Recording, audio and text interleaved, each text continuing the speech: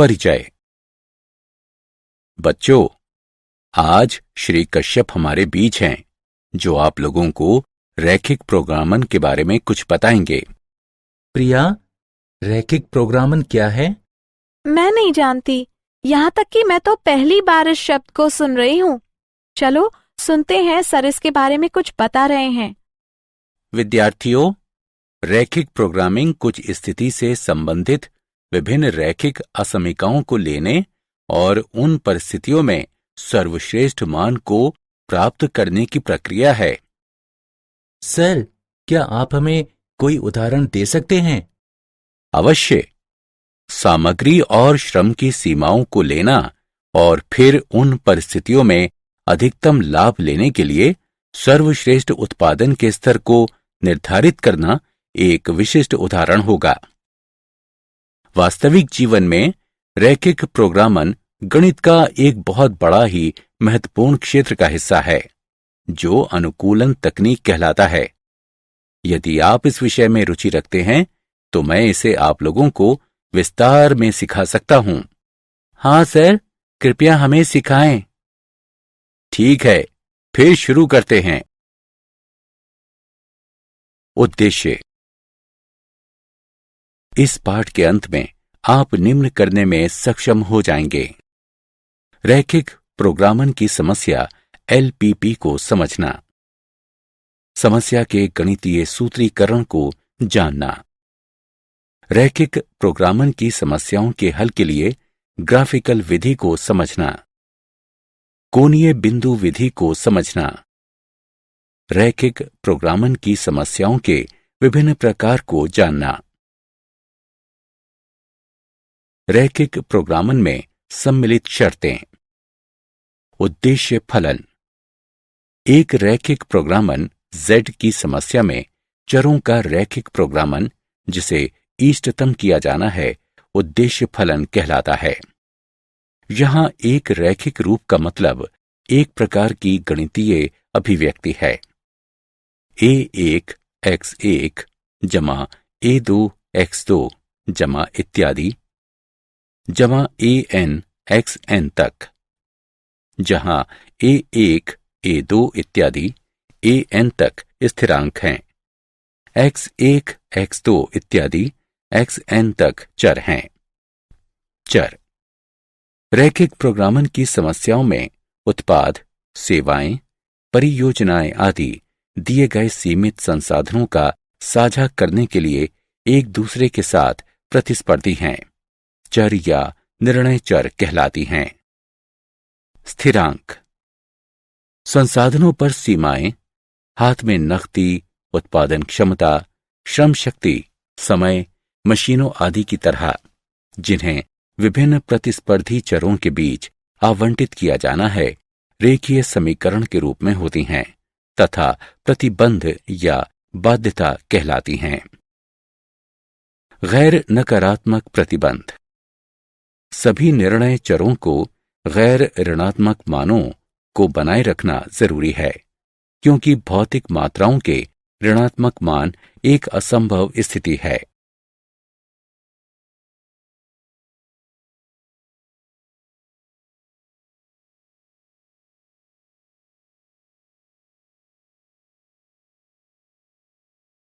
रैखिक प्रोग्रामन समस्या LPP। एक रैखिक प्रोग्रामन समस्या वो समस्या है जिसमें हम रैखिक अभिव्यक्ति के अधिकतम या न्यूनतम मानों को ज्ञात करते हैं।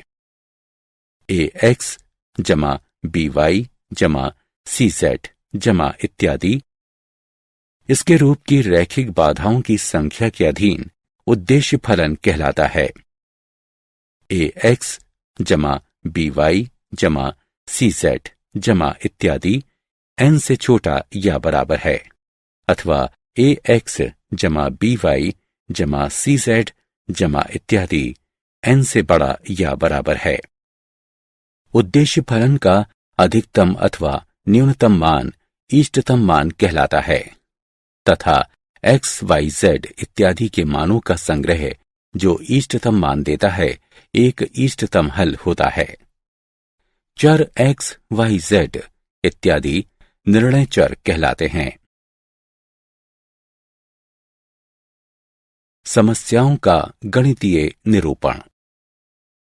एक गणितीय मॉडल के रूप में रैखिक प्रोग्रामन समस्या के सूत्रीकरण में दिए गए महत्वपूर्ण कदम सम्मिलित होते हैं। चरण 1, निर्धारित किए जाने के लिए निर्णय चर को पहचानिए तथा बीजीय प्रतीकों की दृष्टि में उन्हें व्यक्त कीजिए, जैसे x1, x2 इत्यादि। चरण 2, दी गई समस्या में सभी सीमाओं को पहचानिए तथा ऊपर परिभाषित निर्णय चर के संदर्भ में रेखीय समीकरण या असमानताओं के रूप में उन्हें व्यक्त कीजिए। चरण 3, इष्टतम, अधिकतम अथवा न्यूनतम किए जाने वाले उद्देश्य को पहचानिए तथा ऊपर परिभाषित निर्णय चर के एक रेखीय फलन के रूप में उन्हें व्यक्त कीजिए।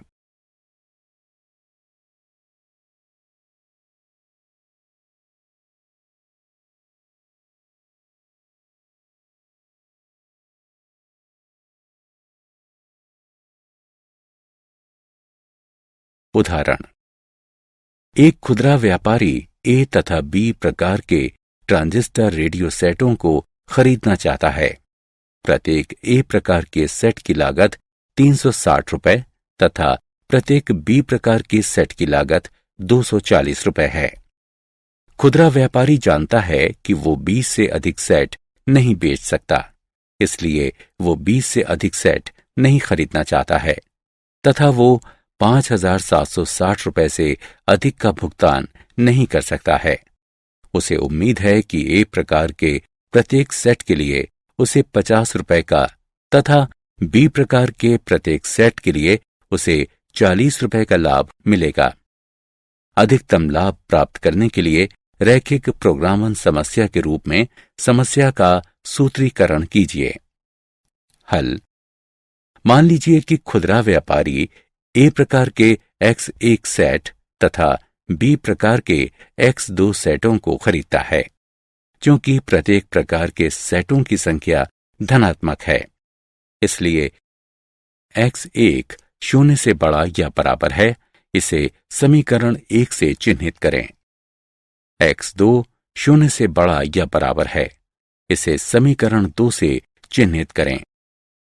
इसके अतिरिक्त ए प्रकार के X1 सेटों की लागत तथा बी प्रकार के X2 सेटों की लागत है 360 X1 जमा 240 X2 तथा ये 5,760 रुपए के बराबर या कम होनी चाहिए, अर्थात 360 X1 जमा 240 X2 5,760 से छोटा या बराबर है, या 3x1 जमा 2x2 48 से छोटा या बराबर है, इसे समीकरण 3 से चिन्हित करें। आगे दोनों प्रकार के सेटों की संख्या 20 से अधिक नहीं होनी चाहिए, इसलिए x1 जमा x2 20 से छोटा या बराबर है, इसे समीकरण 4 से चिन्हित करें।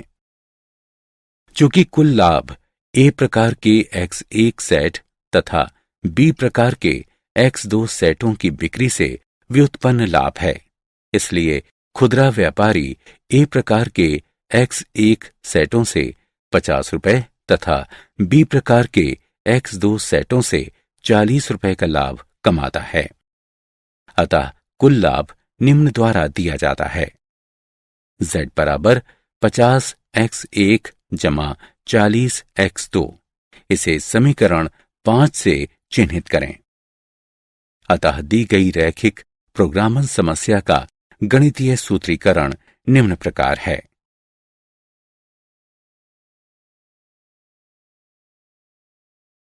एक रैखिक असमीका के हल सेट का आरेखन।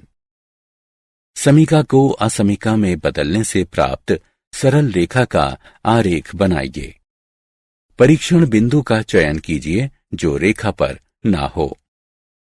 यदि रेखा अपने मूल से होकर ना गुजरे तब 0, 0 एक अच्छा चयन होगा तथा यदि रेखा अपने मूल से होकर गुजरती है तब किसी अक्ष पर स्थित बिंदु का चयन एक अच्छा चयन होगा। यदि परीक्षण बिंदु असमीका को संतुष्ट करता है तब सेटों का हल परीक्षण बिंदु के रूप में रेखा के समान पक्ष वाला सुसंगत क्षेत्र होता है, अन्यथा यह रेखा के दूसरी तरफ का क्षेत्र होता है। किसी भी स्थिति में हल क्षेत्र को प्रकट करते हुए उस पक्ष को छायांकित करें जिसमें हल सम्मिलित ना हो। उदाहरण, रैखिक असमीका के आरेखन के लिए 3x घटा 4y 12 से छोटा या बराबर है। सर्वप्रथम रेखा 3x घटा 4y बराबर 12 का आरेख बनाएं। फिर परीक्षण बिंदु के रूप में मूल बिंदुओं 0 0 का चयन करें क्योंकि ये रेखा पर नहीं है। असमानता में x बराबर 0 y बराबर 0 प्रतिस्थापन करने पर 3 0 घटा 4 0 12 से छोटा या बराबर है। क्योंकि ये एक सत्य कथन है, 0 0 हल सेट में है, तब 0 0 बिंदु के रूप में हल सेट सभी बिंदुओं का हल सेट है। इस क्षेत्र को छोड़ दिया गया है जबकि छायांकित क्षेत्र व्यवरोधित है।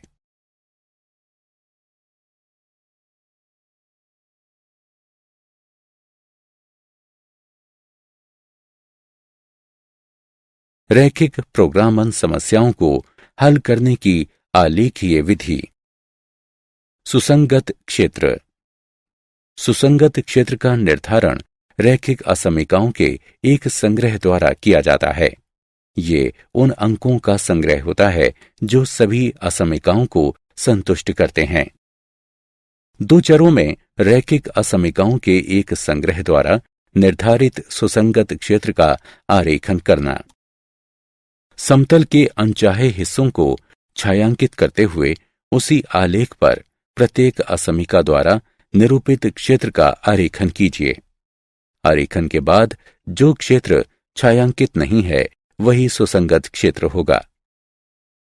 उदाहरण, असमीकाओं के निम्न संग्रह के लिए सुसंगत क्षेत्र दिखाया गया वो क्षेत्र है जो छायांकित नहीं है।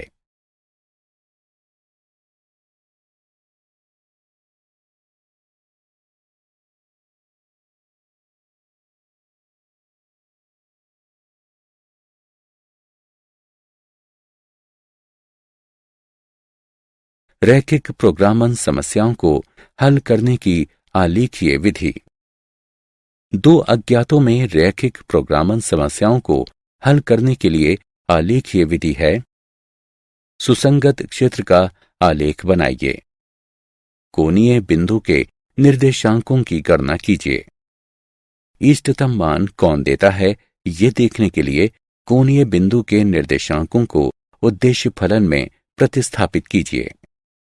यदि सुसंगत क्षेत्र सीमित है तब ये विधि भ्रामक हो सकती है।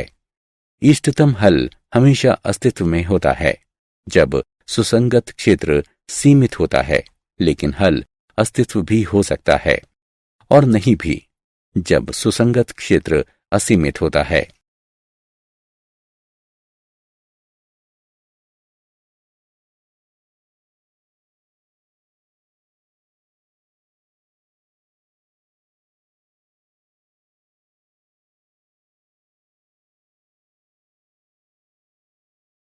प्रमेय। दी गई प्रमेय रैखिक प्रोग्रामन समस्याओं को हल करने में मूलभूत हैं। प्रमेय 1। माना कि R रैखिक प्रोग्रामन समस्या के लिए सुसंगत क्षेत्र उत्तल बहुभुज है तथा मान लीजिए कि z बराबर ax जमा by उद्देश्य फलन है। तो जब z का मान इष्टतम, अधिकतम या न्यूनतम हो, जहां x तथा y रैखिक असमीकाओं से वर्णित व्यवरोधों के अधीन है, तब ये इष्टतम मान सुसंगत क्षेत्र के कोणीय बिंदु पर होने चाहिए। प्रमेय 2। माना कि R रैखिक प्रोग्रामन समस्या के लिए सुसंगत क्षेत्र है तथा मान लीजिए कि z बराबर ax जमा by उद्देश्य फलन है। यदि r सीमित है तब उद्देश्य फलन z का मान r पर अधिकतम और न्यूनतम दोनों होता है तथा ये सभी r के एक कोणीय बिंदु शीर्ष पर होते हैं। कोणीय बिंदु विधि। विधि में दिए गए चरण सम्मिलित हैं। 1. रैखिक प्रोग्रामन का सुसंगत क्षेत्र ज्ञात कीजिए तथा इसके कोणीय बिंदुओं यानी शीर्ष को उस बिंदु पर रेखाओं के प्रतिच्छेदक के दो समीकरणों को या तो निरीक्षण द्वारा या हल करके ज्ञात कीजिए। 2. प्रत्येक कोणीय बिंदु पर उद्देश्य फलन z बराबर ax जमा by का मूल्यांकन कीजिए। मान लीजिए m तथा m क्रमशः इन बिंदुओं के अधिकतम और न्यूनतम मानों को दर्शाते हैं। 3. प्रथम, जब सुसंगत क्षेत्र सीमित हो तब m तथा m z के अधिकतम और न्यूनतम मान होते हैं। द्वितीय, यदि सुसंगत क्षेत्र असीमित हो तब का m z का अधिकतम मान होता है तथा दर्शाया जाता है कि क्या असमीकरण द्वारा निर्धारित परिणामी खुला अर्धतल जो ax जमा by m से बड़ा है सुसंगत क्षेत्र के साथ कोई उभयनिष्ठ बिंदु रखता है, अन्यथा z का मान अधिकतम नहीं होता है। ख. इसी प्रकार m z का न्यूनतम मान होता है तथा दर्शाया जाता है कि क्या असमीकरण द्वारा निर्धारित परिणामी खुला अर्धतल ax जमा by m से छोटा है, सुसंगत क्षेत्र के साथ कोई उभयनिष्ठ बिंदु रखता है, अन्यथा z का मान न्यूनतम नहीं होता है। रैखिक प्रोग्रामन समस्या का उदाहरण। उदाहरण: रैखिक प्रोग्रामन समस्या को आलेखीय विधि द्वारा हल कीजिए। अधिकतम करने के लिए z बराबर 3x जमा 4y, व्यवरोध के अधीन x जमा y छोटा या बराबर है 4 से, x बड़ा या बराबर है 0 से, y बड़ा या बराबर है 0 से। हल: सुसंगत क्षेत्र को दी गई आकृति में व्यवरोध x जमा y 4 से छोटा या बराबर है, x 0 से बड़ा या बराबर है, y 0 से बड़ा या बराबर है, इसके द्वारा ज्ञात किया जाता है। सुसंगत क्षेत्र के कोणीय बिंदु O 0 0 A 4 0 तथा B 0 4 हैं। इन बिंदुओं पर Z निम्नलिखित है, अतएव B 0 4 पर Z का अधिकतम मान 16 है। रैखिक प्रोग्रामन समस्या के उदाहरण। उदाहरण: रैखिक प्रोग्रामन समस्या को आलेखीय विधि से हल कीजिए।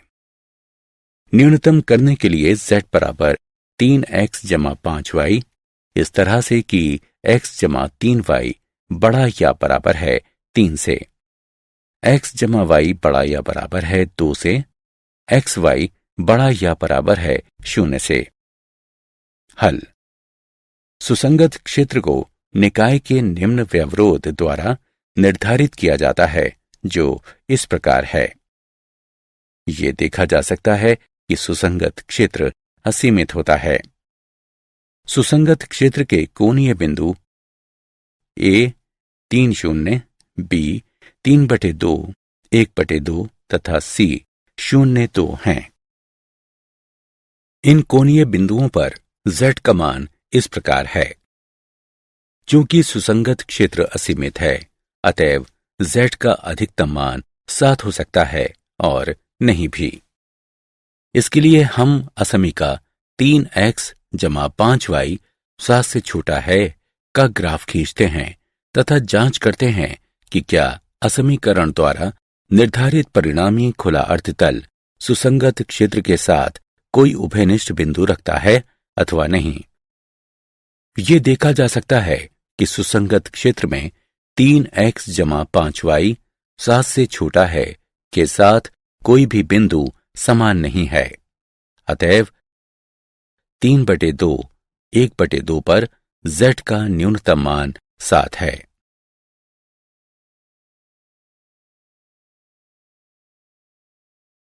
रैखिक प्रोग्रामन समस्याओं के विभिन्न प्रकार। उत्पादन संबंधी समस्याएं। इन समस्याओं में हम निर्धारित करते हैं कि विभिन्न उत्पादनों की इकाइयों के नग बनाने तथा एक फर्म द्वारा बेचे जाने में एक निश्चित जनशक्ति, मशीन के घंटे, प्रति इकाई उत्पादन के श्रम के घंटे, प्रति इकाई माल भंडारण गोदाम आदि को दृष्टि में रखते हुए अधिकतम लाभ कमाया जा सके। चलो इसे बेहतर ढंग से समझने के लिए एक उदाहरण लेते हैं। उदाहरण, एक कारखाने में ए तथा बी दो प्रकार के पेंचों का निर्माण किया जाता है। प्रत्येक पेंच बनाने के लिए दो मशीनों, एक स्वचालित और एक हस्तचालित का उपयोग किया जाता है। ए प्रकार के पेंच के संकुल का निर्माण करने के लिए स्वचालित मशीन 4 मिनट तथा हस्तचलित मशीन 6 मिनट लेती है, जबकि बी प्रकार के पेंच के संकुल का निर्माण करने के लिए स्वचालित मशीन 6 मिनट तथा हस्तचालित मशीन 3 मिनट लेती है। प्रत्येक मशीन किसी भी दिन अधिकतम 4 घंटे के लिए उपलब्ध होती है।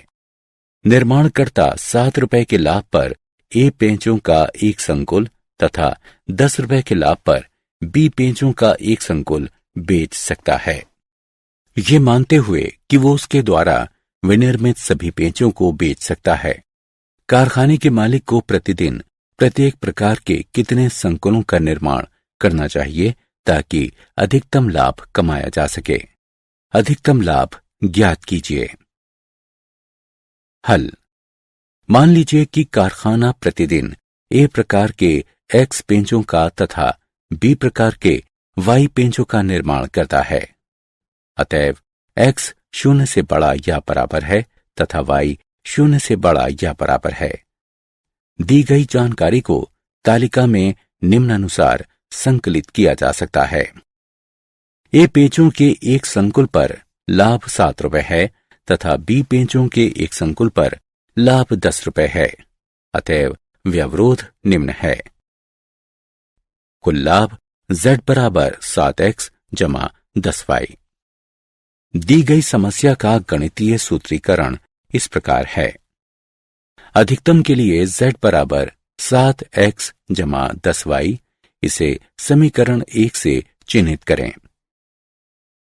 व्यवरोध के अधीन 4x जमा 6y छोटा या बराबर है 240 से, इसे समीकरण 2 से चिन्हित करें। 6x जमा 3y छोटा या बराबर है 240 से, इसे समीकरण 3 से चिन्हित करें। x y 0 से बड़ा या बराबर है, इसे समीकरण 4 से चिन्हित करें। निकाय के व्यवरोध द्वारा निर्धारित सुसंगत क्षेत्र इस प्रकार दिया जाता है। कोणीय बिंदु A 40 0, B 30 20 तथा C 0 40 हैं। इन कोणीय बिंदुओं पर Z के मान निम्नानुसार हैं। 30 20 पर Z का अधिकतम मान 410 है। इस प्रकार कारखाने को 410 रुपए का अधिकतम लाभ प्राप्त करने के लिए ए पेंचों के 30 संकुलों का तथा बी पेंचों के 20 संकुलों का उत्पादन करना चाहिए।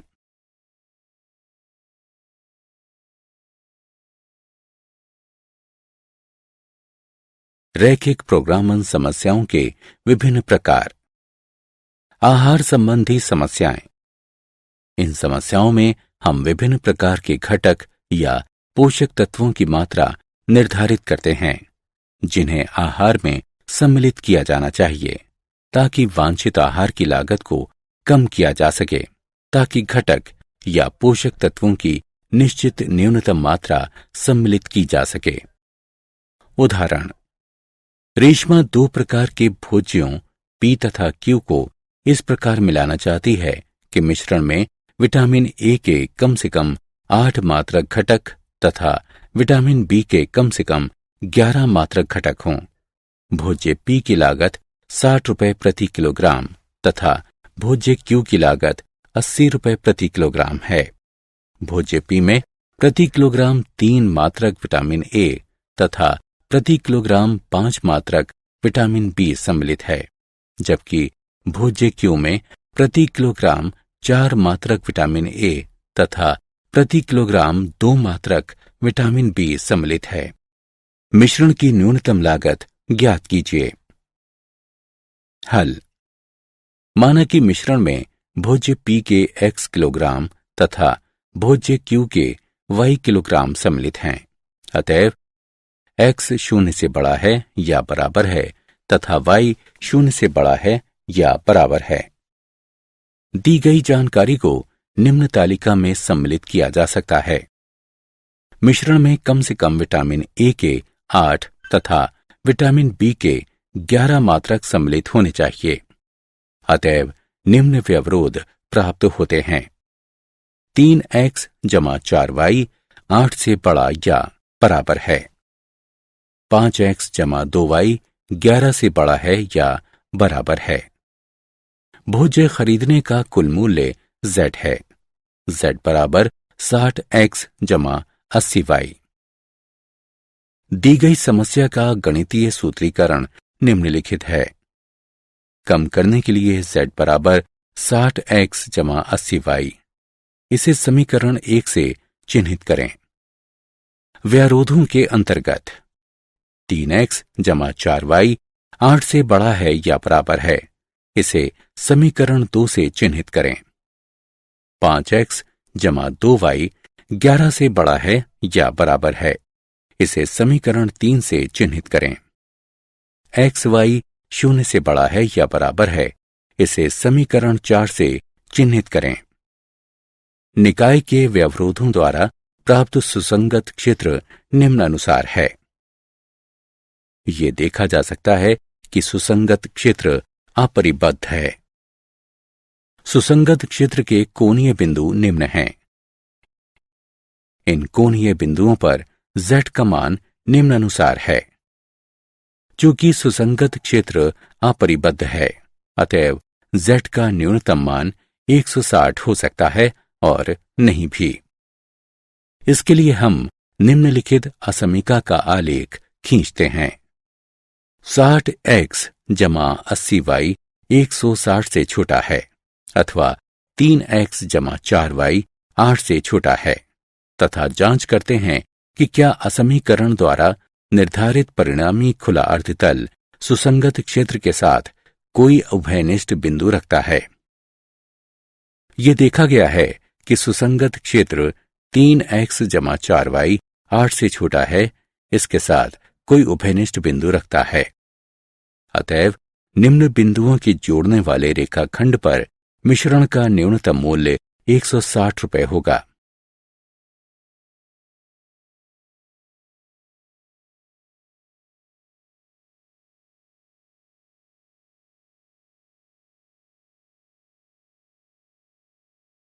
परिवहन संबंधी समस्याएं।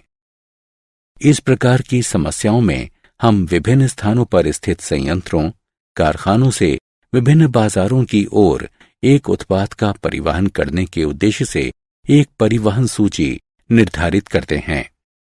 उदाहरण, 2 अन्न भंडारों ए और बी की भंडारण क्षमता क्रमशः 100 क्विंटल और 50 क्विंटल है।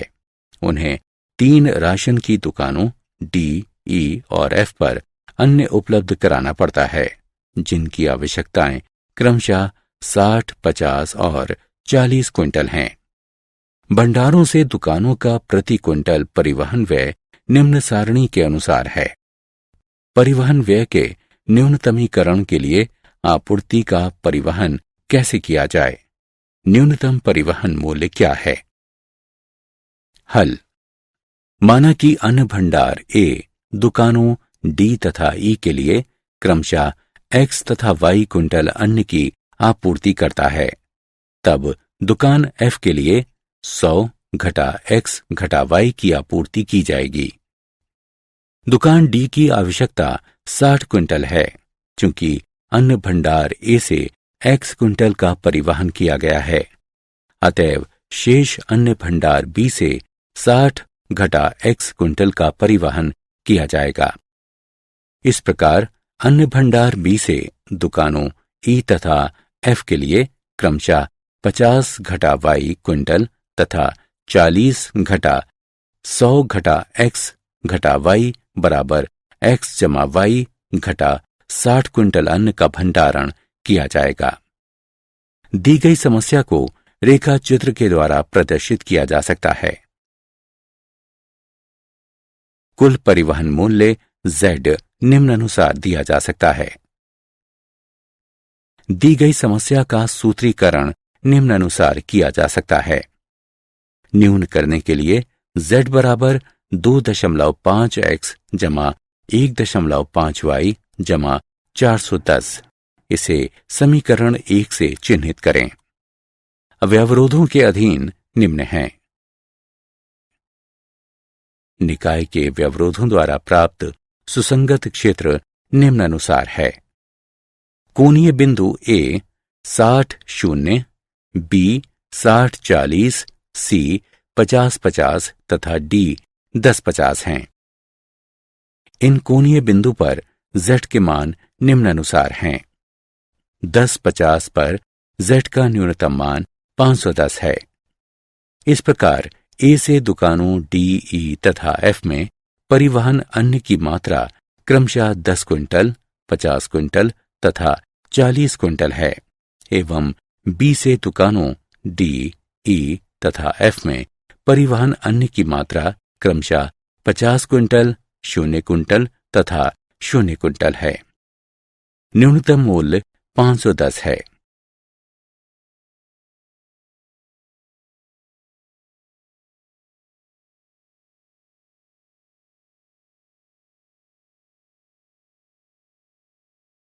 क्या आप जानते हैं रैखिक प्रोग्रामन के क्षेत्र में प्रथम प्रोग्रामन का सूत्रपात रूसी गणितज्ञ एल केंटोरोविच तथा अमेरिकी अर्थशास्त्री F.L. हिचकोक ने सन 1941 में किया। दोनों ने स्वतंत्र रूप से कार्य किया। इस प्रोग्रामन को परिवहन समस्या के नाम से जाना गया। सन 1947 में G.B. डेंटजिग ने एक दक्षतापूर्ण विधि जो सिंप्लेक्स विधि के नाम से प्रसिद्ध है उसका सुझाव दिया, जो रैखिक प्रोग्रामन समस्याओं को सीमित प्रक्रमों में हल करने की सशक्त विधि है।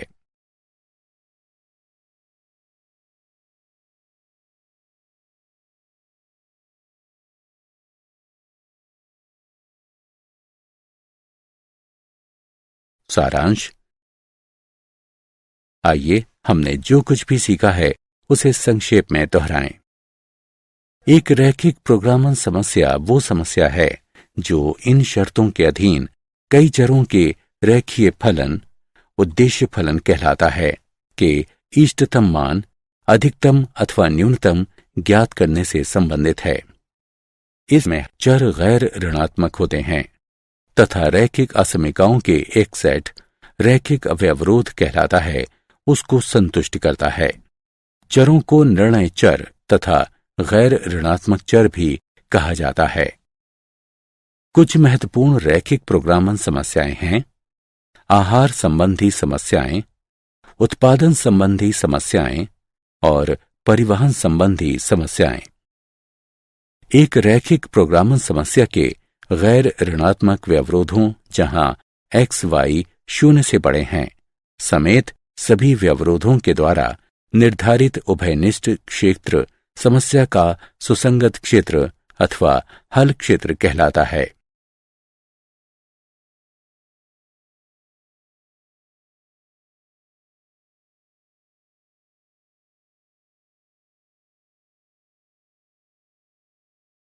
सुसंगत क्षेत्र के भीतर तथा सुसंगत क्षेत्र पर बिंदु व्यवरोध के सुसंगत हल को प्रदर्शित करते हैं।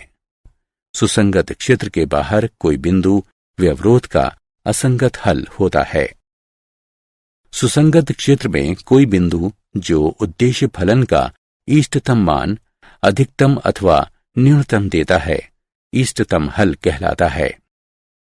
यदि इष्टतम क्षेत्र अपरिबद्ध है तब अधिकतम तथा न्यूनतम अस्तित्व में नहीं हो सकता है, किंतु यदि ये अस्तित्व में है तब इसे R के एक कोणीय बिंदु पर होना चाहिए।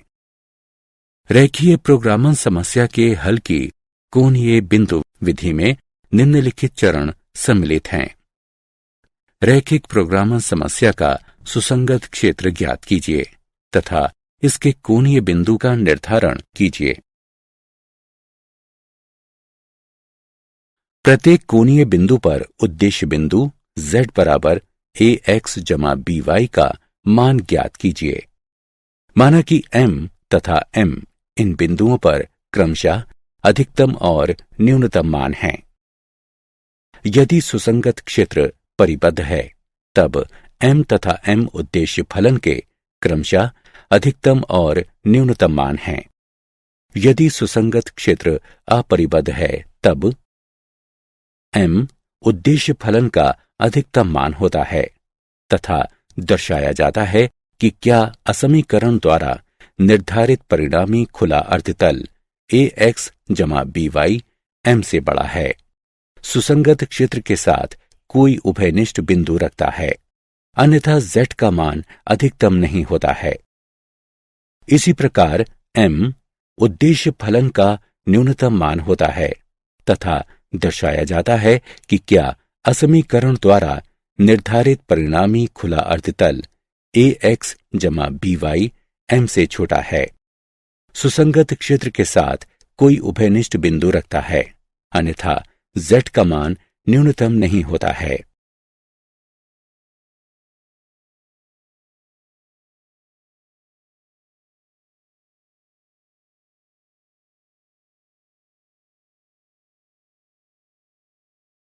यदि सुसंगत क्षेत्र के कोणीय बिंदु दोनों एक ही प्रकार के इष्टतम हल हैं, अर्थात दोनों एक ही अधिकतम तथा न्यूनतम बनाएं, तब इन दोनों बिंदुओं को मिलाने वाले रेखाखंड पर कोई बिंदु भी उसी प्रकार का इष्टतम हल होता है।